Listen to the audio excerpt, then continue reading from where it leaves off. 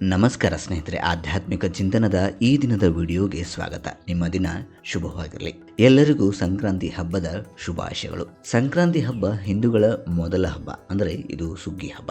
ರೈತರು ತಮ್ಮ ಫಸಲಿಗೆ ಪೂಜೆಯನ್ನು ಸಲ್ಲಿಸಿ ಸಂಭ್ರಮಿಸುತ್ತಾರೆ. ಈ ದಿನ ದೇವೇಂದ್ರನನ್ನ ಪೂಜಿಸಲಾಗುತ್ತೆ, ಏಕೆಂದರೆ ದೇವೇಂದ್ರನು ಮಳೆಯ ದೇವತೆ. ಭೂಮಿಗೆ ಸುಭಿಕ್ಷೆ ಬರಲಿ ಎಂದು ಆತನಲ್ಲಿ ಕೇಳುತ್ತಾ ಈ ಹಬ್ಬವನ್ನು ಆಚರಿಸುತ್ತಾರೆ. ಇದರ ಜೊತೆಗೆ ಮಕ್ಕಳಿಗೆ ಬಾರೆಹಣ್ಣು ಅಥವಾ ಬೋರೆಹಣ್ಣು ಎರೆಯುವ ಪದ್ಧತಿ ಇದೆ.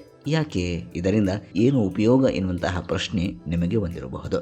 ಈ ಪ್ರಶ್ನೆಗೆ ಈ ವಿಡಿಯೋದಲ್ಲಿ ಉತ್ತರ ಸಿಗಲಿದೆ.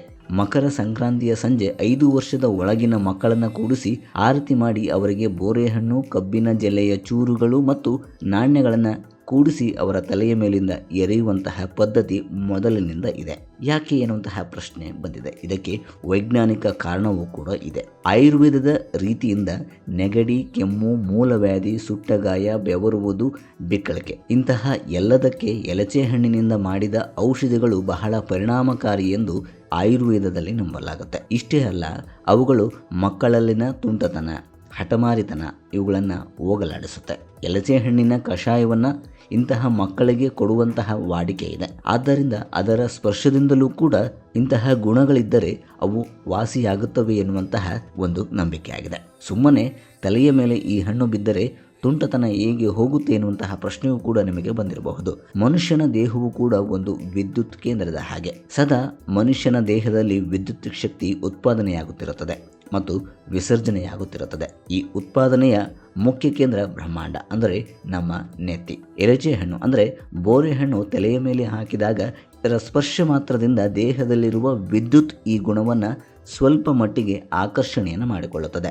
ಇದಕ್ಕೆ ಎಲೆಕ್ಟ್ರೋಮ್ಯಾಗ್ನೆಟಿಸಮ್ ಎಂದು ಕರೆಯುತ್ತಾರೆ. ಹೀಗೆ ಆಕರ್ಷಿಸಲ್ಪಟ್ಟ ಎಲಚೆ ಹಣ್ಣಿನ ಗುಣವು ನೆತ್ತಿಯಲ್ಲಿರುವಂತಹ ಅದಕ್ಕೆ ಸಂಬಂಧಿಸಿದಂತಹ ನರಗಳ ಮೇಲೆ ಪ್ರಭಾವವನ್ನು ಬೀರುತ್ತೆ. ಇದರಿಂದ ಹಠಮಾರಿತನಕ್ಕೆ ಸಂಬಂಧಿಸಿದ ನರಗಳು ಸುಧಾರಿಸುತ್ತವೆ, ತುಂಟತನ ಕಡಿಮೆಯಾಗುತ್ತದೆ. ಎಲಚೆ ಹಣ್ಣಿನಲ್ಲಿ ಅನುದ್ವೇಗ ಪಡಿಸುವಂತಹ ಗುಣ ಇದೆ.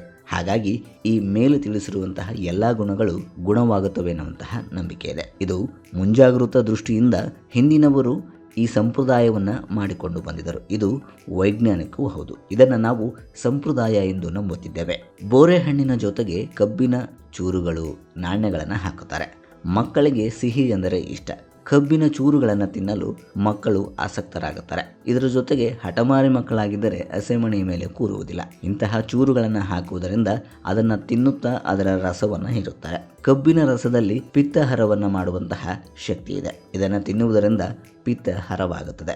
ಉತ್ತರಾಯಣ ಕಾಲದಲ್ಲಿ ಉಷ್ಣವು ಜಾಸ್ತಿ ಆಗುವುದರ ಮೂಲಕ ಪಿತ್ತ ಸಂಬಂಧಿಸಿದ ದೋಷಗಳು ಬಾರದಿರಲಿ ಎಂದು ಈ ಕಬ್ಬಿನ ಚೂರುಗಳನ್ನು ಉಪಯೋಗವನ್ನು ಮಾಡುತ್ತಾರೆ. ಮಕರ ಸಂಕ್ರಮಣವು ಪುಷ್ಯ ಮಾಸದಲ್ಲಿ ಸಾಮಾನ್ಯವಾಗಿ ಬರುತ್ತೆ. ಶನಿಯ ನಕ್ಷತ್ರ ಪುಷ್ಯಮಾಸ. ಪುಷ್ಯಕ್ಕೆ ಬೃಹಸ್ಪತಿ ಅಧಿದೇವತೆ, ಶನಿಗೆ ಯಮ ಅಧಿದೇವತೆ. ಯಮ ಅಂದರೆ ಸಂಯಮ. ಶನಿ ಜೀವನಾಡಿಗೆ ಕಾರಕನಾಗಿರುತ್ತಾನೆ.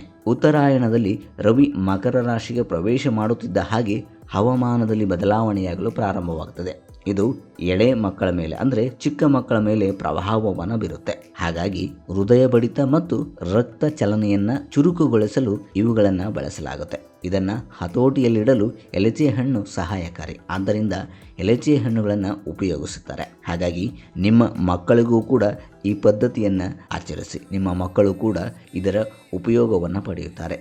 ಸ್ನೇಹಿತರೆ, ಇದಾಗಿತ್ತು ಈ ದಿನದ ವಿಡಿಯೋ. ಮುಂದಿನ ವಿಡಿಯೋದಲ್ಲಿ ಮತ್ತೊಂದರ ಮಾಹಿತಿಯನ್ನು ಹೊತ್ತು ನಿಮ್ಮ ಮುಂದೆ ಬರುವೆ. ಧನ್ಯವಾದಗಳು.